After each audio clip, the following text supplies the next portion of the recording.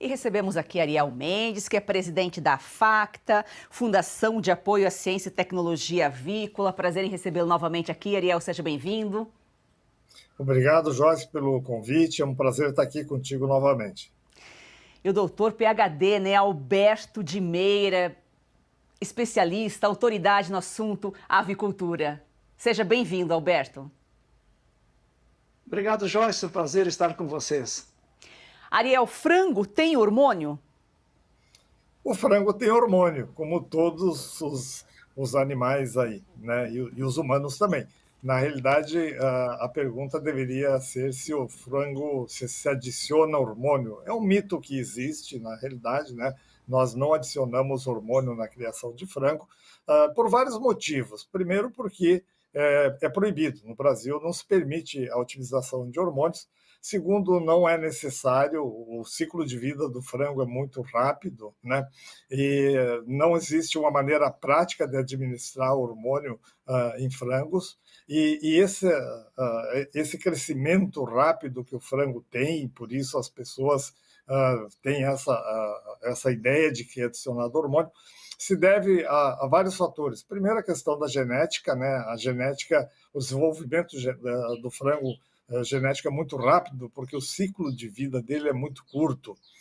Segundo, pela nutrição. Então, hoje se sabe muito mais de nutrição de frango, por exemplo, do que a própria nutrição humana.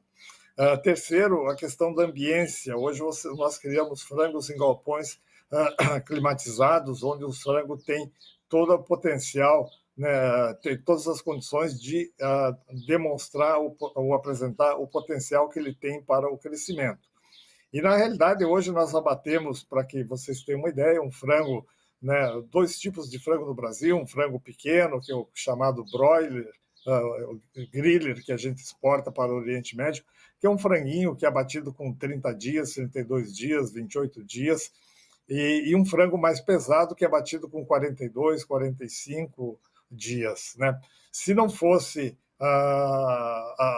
os geneticistas terem colocado um pouco o pé no freio, a gente poderia hoje estar batendo o frango até mais rápido do que isso.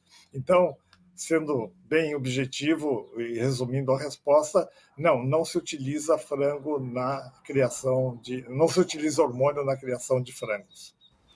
A agropecuária é cercada de mitos que muitas vezes têm, infelizmente, o objetivo apenas de causar prejuízos para a atividade. Por isso, em A Força do Agro, você sabe a verdade. Alberto, então, resumindo o que o Ariel falou, não é injetado hormônio no frango. O hormônio que o frango tem já é aquele natural, como o ser humano também tem hormônio. Perfeitamente. Você resumiu bem, Joyce. Não é adicionado por injeção, nem na água, nem em alimento algum. Existe hormônio natural que todo ser vivo tem, né?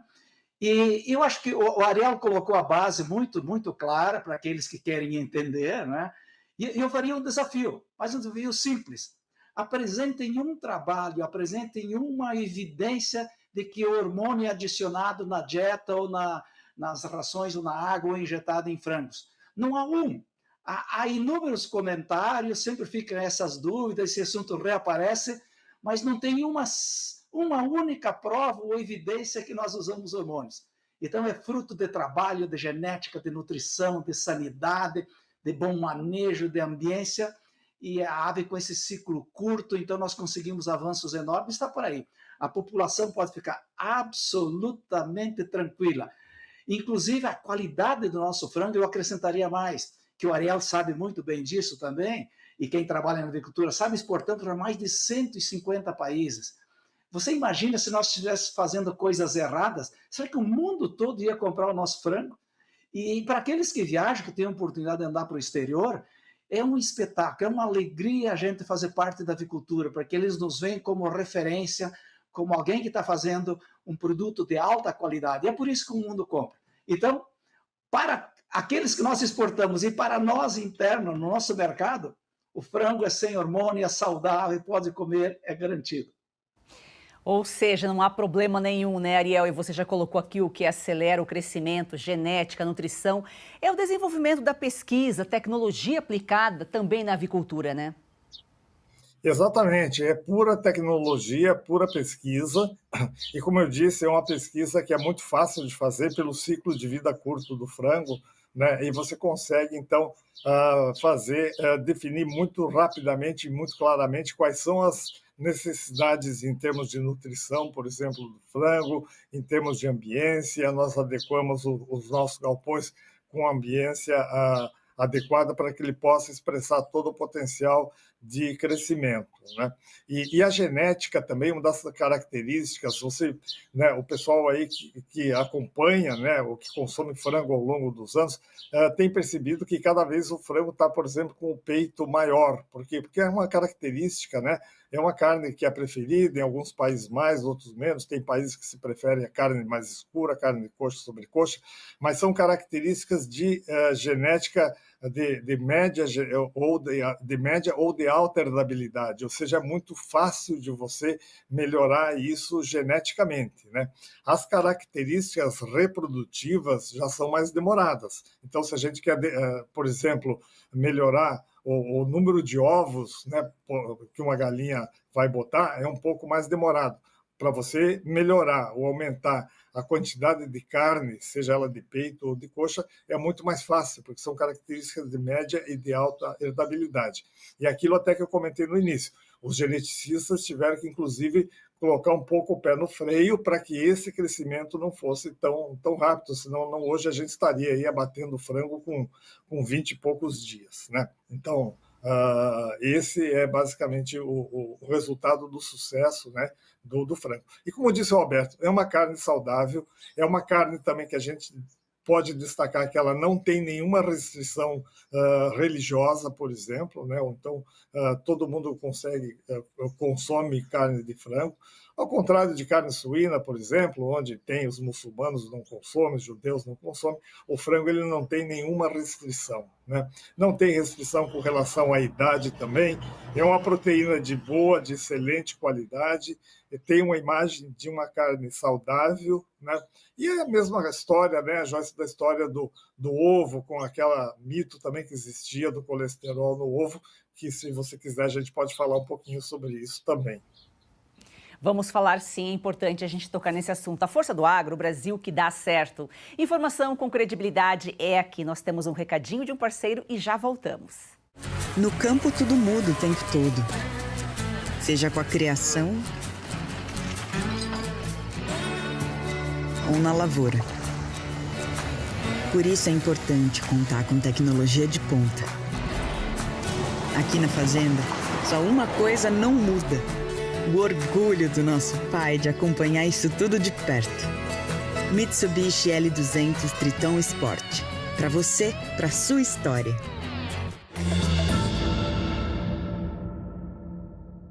Hoje estamos desmistificando o agro, levando a verdade para você.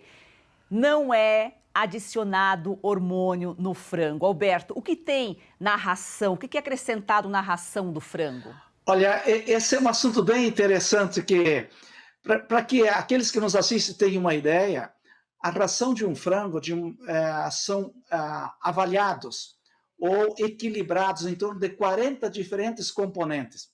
Imaginem quanta precisão nós temos. 20 deles estão, em linhas gerais, naturais no alimento. Eles têm em quantidade suficiente quando nós produzimos uma dieta de milho e soja. Mas 20 deles, a cada vez que nós produzimos uma tonelada de ração, em torno de 20 diferentes itens são balanceados. Então, são proteínas, são os aminoácidos, os minerais, as vitaminas, todas elas, a gordura, e assim por diante, a quantidade de cinza, de fibra, tudo isso é levado em consideração. Então, se produz uma ração muito bem equilibrada em termos de nutrientes. E isso que dá uma vantagem bastante grande para o frango. É claro que no passado o conhecimento era menor, nós avançamos muito na qualidade nutricional, nós utilizávamos mais antibiótico no passado, hoje praticamente são só em situações pontuais a utilização de antibióticos, temos substâncias outras que são de características mais naturais e que contribuem com essa performance. Então a qualidade do alimento é o mais saudável possível, e muito balanceado, muitos elementos, vamos dizer assim, que são equilibrados para que a performance do frango seja a melhor possível. Muito melhor do que o alimento humano. Na verdade, nós não temos esse critério na nossa mesa. Nossa mesa é mais carne, carboidrato, proteína, um pouco de vegetais, legumes e seguimos. Tanto para os pintinhos como para as matrizes, a postura comercial. O ovo, por exemplo, também tem uma qualidade nutricional muito boa, porque isso é adicionado na dieta, ela é bem equilibrada, e tanto é que ele pode originar uma vida. Então veja que tem o ovo do ponto de vista saudável, como fonte de alimentação para o humano, é espetacular, né? Mas a nutrição entra toda nessa etapa da produção. Então tem manejo, tem ambiência, tem genética, como comentado anteriormente, mas a nutrição é uma etapa bastante importante e ela é muito equilibrada para produzirmos esse frango com uma velocidade de crescimento bastante grande. E vai continuar, porque o frango está... Nós vamos chegar a um ponto que vamos dar 1 quilo de ração e vamos ter 1 quilo de carne. Impressionante isso, mas nós estamos caminhando para isso. O frango tem esse potencial. E não tem nada de hormônio adicionado, não tem nada de antibiótico adicionado, não tem nada de substância que não seja saudável adicionado. Hoje é possível. Com a tecnologia, com o conhecimento que nós temos hoje, é possível. Estamos freando um pouquinho essa velocidade, mas é perfeitamente possível. O Alberto falou uma coisa, a nutrição animal é mais equilibrada do que do humano, porque o animal, você coloca aquele alimento, ele vai comer aquele alimento. Agora, o ser humano, a gente sabe que às vezes a gente precisa comer uma verdura, comer uma coisa e acaba comendo outra. A gente é mais teimoso, né? O Ariel, aqui o nosso papel é desmistificar. Nesse processo, a gente já falou aqui, é genética, é nutrição, é pesquisa, é tecnologia. O frango recebe alguma vacina, algum tipo de vacina? Sim, com certeza, né? A vacina hoje, as vacinas fazem parte, né, do manejo dos frangos. É uma maneira de prevenir, assim como nos humanos, nós também. Hoje a criança, quando nasce, a primeira coisa que o médico faz, dá lá uma tabelinha de vacinas para que sejam aplicadas na criança, e isso vai ser ao longo da vida dela, inclusive depois de adulto. No caso dos frangos, sim, porque é uma maneira de se prevenir o aparecimento de doenças. A gente tem várias doenças aí, por exemplo, doenças respiratórias, bacterianas, doenças virais, e se controla isso através do uso de vacinas, que também existe uma pesquisa, a pesquisa também aí é muito avançada, né? Assim como na nutrição, que já falamos bastante, no caso de vacinas também. A cada passo estão se desenvolvendo vacinas melhores, mais eficazes, mais efetivas, e é uma maneira de controlar o aparecimento de doenças no frango, que vão, mesmo que sejam doenças às vezes subclínicas, acabam prejudicando o desempenho daquele frango, então piorando um pouco a conversão alimentar, o ganho de peso, né? Então, assim, o Alberto depois pode comentar, só para quais são as principais vacinas que a gente utiliza, mas isso faz parte de um cardápio, digamos assim, e é um cardápio saudável, eu diria, né? É bom que existam essas vacinas, porque com isso a gente tem certeza que nós vamos estar criando um frango também mais saudável. É verdade. Sim, as vacinas são utilizadas e elas substituem, por exemplo, o uso de antibióticos, elas substituem outros medicamentos que eventualmente seriam necessários. E uma certeza todos nós temos, essas vacinas não têm risco para a saúde humana, nenhum, o risco é zero. E as aves são vacinadas, curiosamente, antes delas nascerem. Olha, talvez muitos podem se surpreender isso, mas, por exemplo, o frango de corte que nós consumimos, ele recebe uma vacina 2 a 3 dias, 2 dias antes de nascer. E essa vacina funciona muito bem, não tem problema nenhum, ainda é embrião, ainda não é um pintinho nascido, e isso proporciona uma boa proteção para essa ave, para ela não ficar doente por uma série de vírus. Nós temos alguns vírus, a maioria são vírus em aves que causam problema, tem outras que também são bactérias. Então, elas são usadas desde um dia de idade e são usadas na vida toda da ave. Mas nenhuma delas impõe algum risco de saúde pública e todas elas são usadas para prevenir que as aves adoeçam, para produzir um ovo de melhor qualidade, para produzir uma progênie, mais um pintinho também de boa qualidade.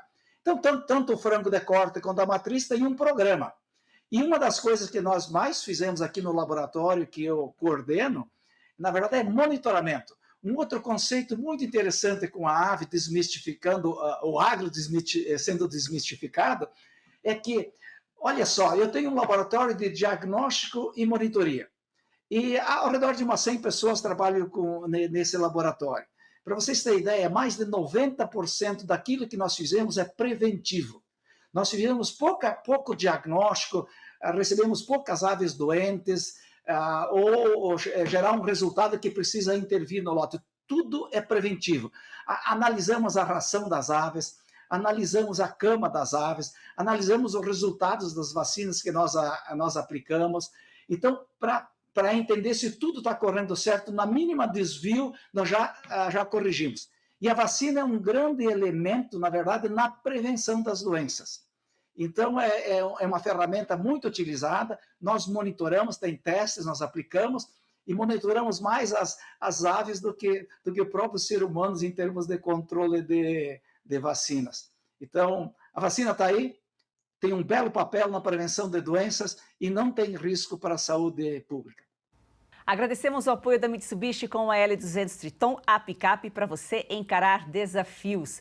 Ariel, ainda falando sobre hormônio aqui, para explicar para quem está em casa, que está na cidade, se fosse aplicar, injetar o hormônio, isso seria um trabalho que teria que ser feito diariamente, frango por frango. E eu acho que é uma coisa praticamente impossível de fazer, porque o manejo é uma coisa muito difícil, o manejo é um manejo coletivo. Os produtores acho que não teriam nem tempo para fazer isso.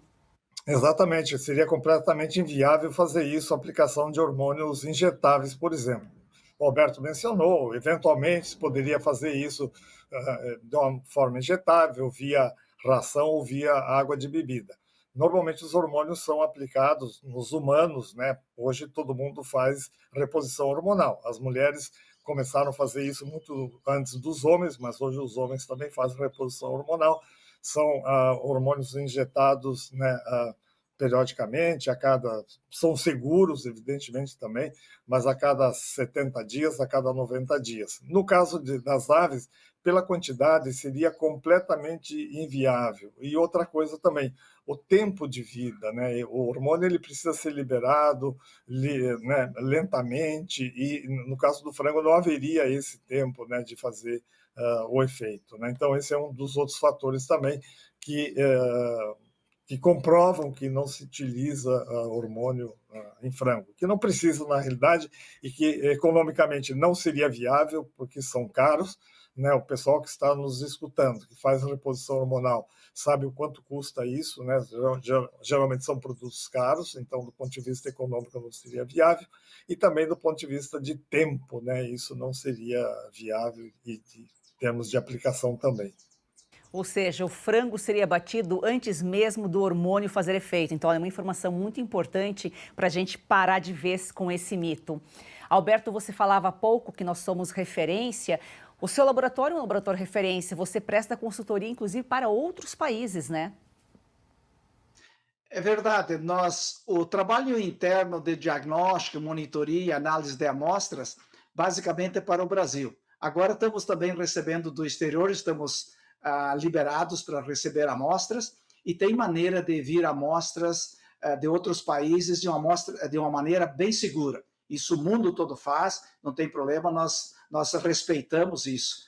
E a minha contribuição mais com o exterior seria no sentido de orientação, de fazer programas de vacina, fazer instalação de laboratórios, diagnóstico, enfim, uma assessoria na área de controle de enfermidades, programas de vacinas, a instalação de granjas. Então, nesse aspecto, tenho viajado para todos os países da América do Sul e vários países da Europa, Ásia, e até recentemente estivemos na Arábia Saudita, para você ter ideia, lá no deserto produzindo frango, e é perfeitamente possível.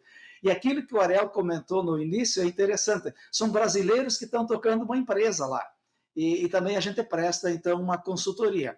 e passando um pouco da experiência, daquilo que a gente aprendeu. Eu também aprendi muito nos Estados Unidos, no meu programa de mestrado e doutorado lá, vivi um tempo, então também partilhando com outras partes do mundo sobre isso. E é muito bom ver brasileiros em diferentes partes do mundo fazendo um belíssimo trabalho na avicultura. Nós somos referência no mundo na produção avícola.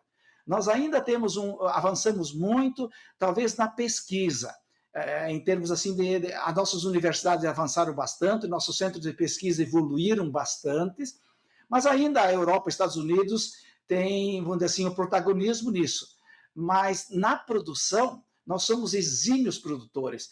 Na viabilização do negócio, nós produzimos de qualidade, com eficiência, e, como eu falei antes, para aqueles que viajam para o exterior, nós somos vistos como referência, como alguém que faz um bom trabalho e nos consultam para isso. Então, a gente partilha também, como aprendemos muito com outros países, principalmente no passado, agora é a hora da gente também partilhar um pouco da nossa experiência. Mas é um orgulho para nós brasileiros poder contribuir também com o desenvolvimento de uma proteína barata, de boa qualidade para outras partes do mundo.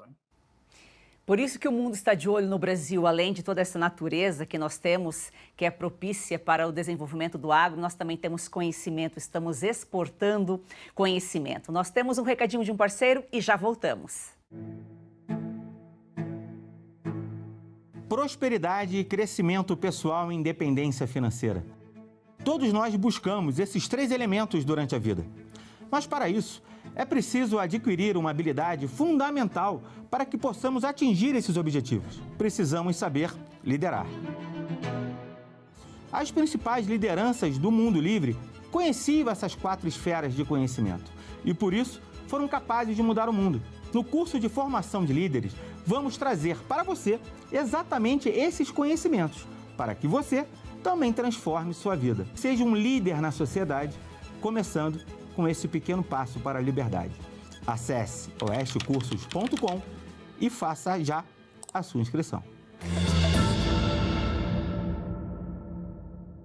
Desmistificando o agro. Ariel, vamos aproveitar e desmistificar o ovo. O ovo tem colesterol? O ovo tem hormônio?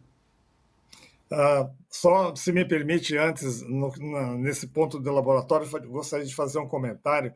Agora estamos aí com um problema de influenza aviária em aves, né, silvestres, e o Brasil tem um laboratório de referência da OIE, hoje Organização Mundial de Saúde Animal, é o LFDA, que é o laboratório do Ministério da Agricultura de Campinas. Então, hoje, boa parte do diagnóstico, da confirmação de diagnóstico, né, dos casos que ocorreram na América do Sul, são feitos em Campinas. Então, o Brasil é o único laboratório de referência da América do Sul. Né? Existe um outro laboratório nos Estados Unidos, né? E depois tem laboratório na Europa, etc. Né? Então, só para mostrar também como nessa parte o Brasil está importante. Né?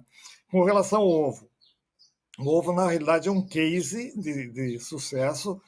No passado, existia aquela imagem de que existia colesterol, mas depois a Associação Médica Americana reviu lá os critérios e hoje isso foi completamente desmistificado. Então, o ovo, eu costumo dizer que passou de vilão, né, ou passou de veneno para remédio. Hoje nós temos médicos receitando ovo, nutricionistas receitando ovo, e isso faz parte da dieta, né? De atletas, de pessoas de idade, ou pessoas... Eu mesmo consumo 2 ovos toda manhã, ovos mexidos, ou na forma de omelete, né?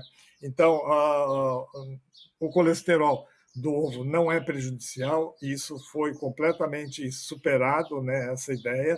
A Associação Médica Americana, a partir do momento que reviu os critérios, então, chegou à conclusão que não era verdade aquilo que se dizia, né?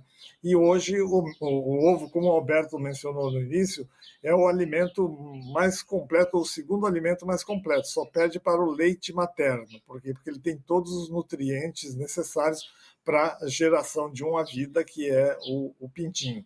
Então, é um alimento extremamente saudável. Eu consumo 2 ovos de manhã, mas tem gente que consome 3, 4, 5, até mais, né? E os atletas aí, o pessoal acaba consumindo um número maior de ovos. Então, é um case de sucesso da nutrição e da questão dos mitos aí que foram completamente desmistificados. A gente fala muito em frango, mas quando a gente fala de aves de forma geral, tem uma série de outras aves, tem o peru, o chester. Inclusive, eu recebi uma pergunta aqui do nosso assistente, o Fred. Ele quer saber o que é um chester. O chester é um frango um pouco maior. No passado recente, né, nós tínhamos o frango e tínhamos o peru. E a empresa, uma empresa na época, Perdigão, resolveu lançar um frango um pouco mais pesado, abatido mais tardiamente, né, e chamou isso de chester. E aí se criou até um mito na época, né, que era um cruzamento de frango com peru. Não tem nada disso. Na realidade, o chester era um frango um pouco mais desenvolvido, com uma quantidade de peito um pouco maior, e ele foi criado, foi desenvolvido também como um alimento natalino, inicialmente, né, para substituir o peru. Vocês lembram que no passado os perus eram maiores, né? O peru natalino, as pessoas, além de consumir no Natal, ficavam a semana inteira consumindo o peru que sobrava. Hoje não, hoje o peru já é menor, né? Já as famílias também são menores, né? Então o chester não é nada mais do que um frango normal abatido um pouco mais tarde, né? Então ele é abatido um pouco mais tarde para que seja um pouco mais pesado e ele se presta então para como uma comida natalina e também para a realização de alguns produtos como presunto e alguns outros produtos. Então, Alberto, quando a gente fala de aves, todas essas aves têm os mesmos cuidados, né? Que o frango, é referente à genética, à nutrição, tem os mesmos cuidados, talvez um tempo assim maior de criação, mas todos eles têm a mesma finalidade, um alimento saudável para a população. Exatamente isso, você resumiu muito bem. Todas elas têm um cuidado desde a criação inicial, programas de controle de doenças com as vacinas, com o ambiente, com todo o cuidado para o frango, para a matriz, aquela que produz o frango, e também para com as avós, que são as mães das matrizes. Então, o frango que chega até na nossa mesa, ele passa por 5 gerações para chegar na nossa mesa, e todos eles têm o mesmo cuidado. Nós não consumimos muita carne de perus, mas os perus também são criados, mas também com os mesmos cuidados, com a mesma qualidade sanitária. E eu acrescentaria a respeito do ovo, um outro, só para aqueles que nos assistem e nos ouvem terem uma ideia, vamos dizer assim, mais simples, mais prática.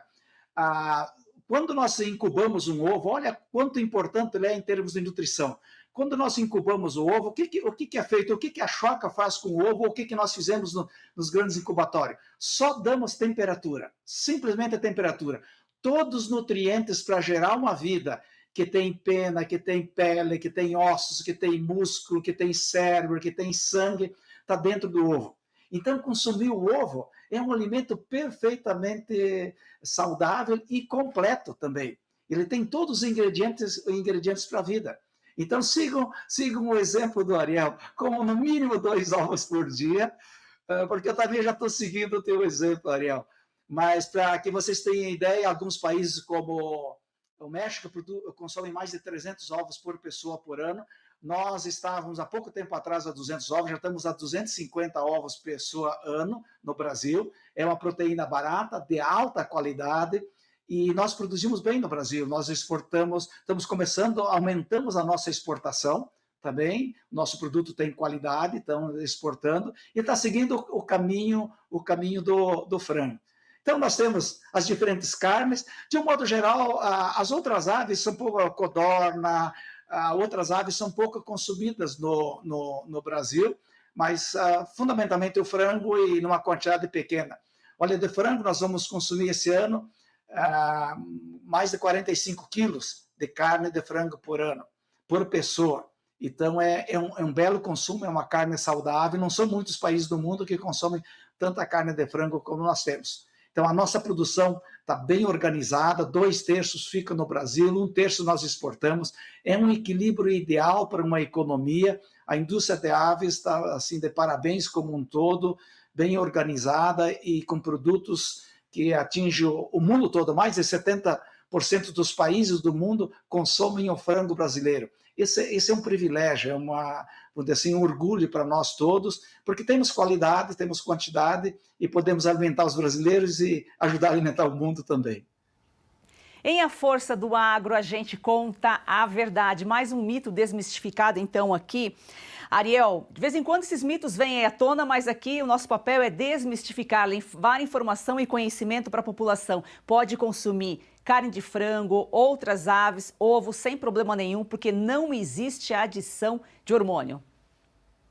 Exatamente, Joyce, e parabéns pelo trabalho que vocês fazem. Eu acho que isso é um trabalho importante que a mídia tem que fazer, e principalmente canais que têm uma penetração forte como vocês, né? As pessoas, às vezes, têm esses mitos, inclusive não é só a população, a gente se depara, às vezes, com médicos falando isso, com nutricionistas falando isso aí.